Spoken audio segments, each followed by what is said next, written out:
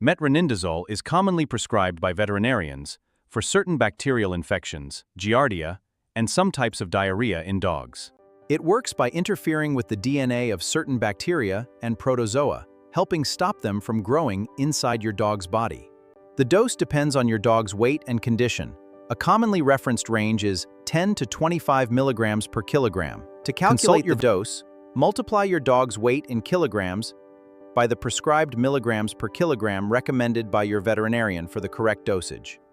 For example, a 10-kilogram dog prescribed 15 milligrams per kilogram would have a calculated dose of 150 milligrams for the treatment duration varies by condition. Some cases need several days, while chronic problems may require longer veterinary monitoring. Common side effects include nausea, vomiting, drooling, and reduced appetite. Giving it with food may help reduce stomach upset. Too much metronidazole or prolonged use can cause neurological problems. These include tremors, seizures, and loss of coordination. Never change the dose or combine medications without veterinary advice. Serious or unusual symptoms require immediate veterinary attention. For a dosage calculator, detailed benefits, potential side effects, which dogs should avoid this medicine, and safe serving ideas, visit our website through the link in the description.